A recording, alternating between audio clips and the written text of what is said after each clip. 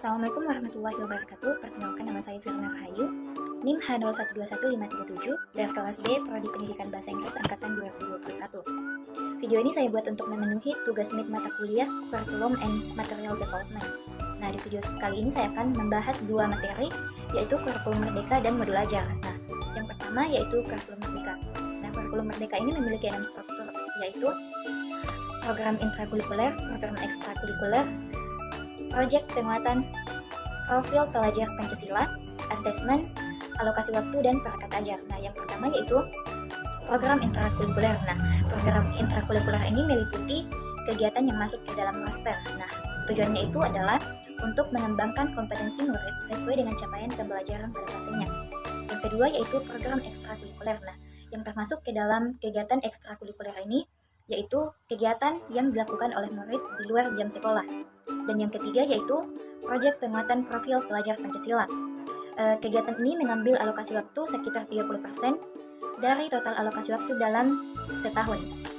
Adapun 7 tema besar dalam profil penguatan pelajar Pancasila ini yaitu yang pertama gaya hidup berkelanjutan, yang kedua kearifan lokal, yang ketiga kebinekaan Tunggal Ika, bangunlah jiwa dan raganya, suara demokrasi, berrekayasa dan berteknologi untuk membangun NRI, dan yang terakhir kewirausahaan. Nah, adapun struktur kurikulum merdeka yang keempat yaitu asesmen.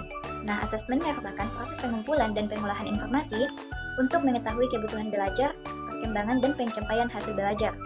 Nah, satuan pendidikan mempunyai kewenangan untuk merancang, menentukan teknik, dan waktu pelaksanaan asesmen sesuai dengan kondisi dan kebutuhan siswa, guru, dan orang tua agar dapat memandu mereka dalam menentukan strategi pembelajaran selanjutnya.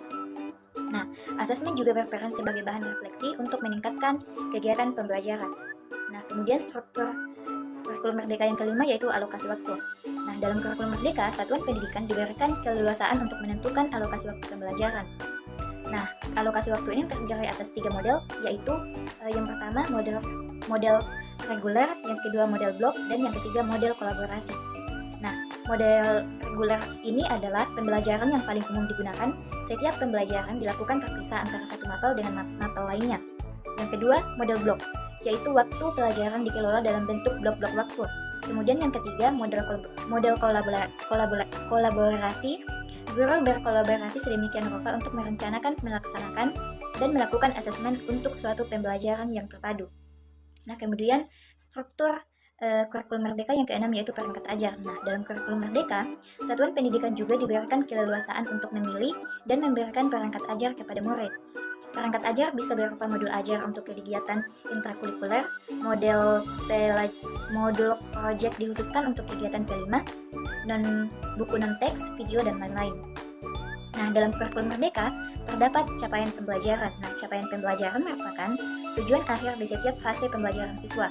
Capaian pembelajaran adalah kompetensi minimum yang harus dicapai peserta didik untuk setiap mata pelajaran. Nah, capaian pembelajaran dirancang dengan mengacu pada standar kompetensi lulusan dan standar isi. Dalam capaian pembelajaran, kita perlu membangun kompetensi untuk melakukan perjalanan pembelajaran agar tiba di tujuan pada waktu yang ditentukan. Nah, capaian pembelajaran dirumuskan dalam bentuk fase, bukan bentuk tahun. Nah, capaian pembelajaran selalu berpusat pada siswa, bukan pada ketuntasan materi. Nah, adapun jenjang dari capaian pembelajaran yaitu yang pertama jenjang PAUD. Nah, pada jenjang PAUD ini dinamakan dengan fase pondasi. Kemudian ada jenjang SD, fase A untuk kelas 1 sampai kelas 2 SD, fase B untuk kelas 3 sampai kelas 4 SD, fase C untuk kelas 5 sampai 6 SD. Nah, adapun jenjang SMP yaitu fase D untuk kelas 7 sampai dengan kelas 9 SMP. Kemudian jenjang SMA atau SMK. Fase E untuk kelas 10 dan fase F untuk kelas 11 sampai kelas 12 SMA. Yang kedua yaitu modul ajar. Nah, modul ajar merupakan salah satu perangkat ajar yang digunakan untuk merencanakan pembelajaran. Modul ajar sama dengan RPP, namun modul ajar memiliki komponen yang lebih lengkap. Modul ajar adalah sebuah dokumen yang berisi tujuan, langkah, dan media pembelajaran serta asesmen yang dibutuhkan dalam satu unit atau topik berdasarkan alur tujuan pembelajaran. Nah, komponen modul ajar terdiri atas 3, yaitu komponen modul ajar pertemuan, dan lampiran. Nah, komponen modul ajar ini terdiri atas 6, yaitu yang pertama fase capaian modul ajar, yang kedua jumlah jam pelajaran, yang ketiga model ajar, yang keempat tujuan pembelajaran, yang kelima dimensi Pancasila, dan yang keenam pengetahuan dan keterampilan. Nah, komponen di tahun modul ajar pertemuan terdiri atas 7, yang pertama bahan ajar, yang kedua pemahaman bermakna, yang ketiga pertanyaan pemantik, yang keempat indikator keberhasilan, yang kelima asesmen, yang keenam sarana dan prasarana, dan yang ketujuh rencana kegiatan.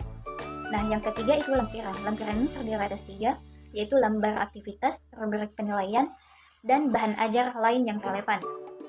Adapun komponen yang wajib dalam modul ajar meliputi 3, yaitu tujuan pembelajaran, langkah-langkah atau kegiatan pembelajaran, dan asesmen pembelajaran. Nah, dalam modul ajar terdiri atas 3 asesmen, yang pertama yaitu asesmen awal, yang kedua asesmen formatif, dan yang ketiga asesmen sumatif. Nah, yang pertama yang akan saya jelaskan yaitu asesmen awal. Asesmen awal dilakukan di setiap bab. Tujuannya adalah agar guru mengetahui atau memiliki pemahaman yang dasar mengenai pengetahuan awal pengelompokan pengetahuan siswa. Nah, yang kedua, yang ketiga itu asesmen formatif dan asesmen sumatif. Nah, bentuk dari asesmen sumatif dan formatif ada 5, yaitu yang pertama diskusi, kedua drama, ketiga presentasi, keempat produk, dan yang kelima tes lisan. Nah, yang pertama diskusi. Nah, kegiatan diskusi ini bertujuan untuk mengembangkan kemampuan berkomunikasi dan berinteraksi antar siswa, dan belajar berdemokrasi, menghargai pendapat orang lain, serta berani berpendapat. Yang kedua, drama. Kegiatan drama ini bertujuan untuk melatih kepercayaan diri dan jiwa seni, serta belajar bekerja sama, berkomunikasi, serta berpikir kritis. Kemudian yang ketiga, kegiatan presentasi. Nah, kegiatan presentasi ini bertujuan untuk mengembangkan kemampuan berkomunikasi siswa. Yang keempat adalah produk. Nah, kegiatan ini bertujuan untuk mengembangkan kreativitas dan meningkatkan ketelitian dan jiwa seni siswa. Yang kelima yaitu tes lisan. Tes lisan ini bertujuan untuk meningkatkan kemampuan berbicara, mengkonfirmasi pemahaman, dan menerapkan umpan balik. Selanjutnya adalah pelaksanaan asesmen sumatif dan formatif. Nah, asesmen sumatif ini dilaksanakan bersamaan dalam proses pembelajaran, sedangkan asesmen formatif dilakukan pada akhir lingkup materi untuk mengukur kompetensi atau kemampuan siswa.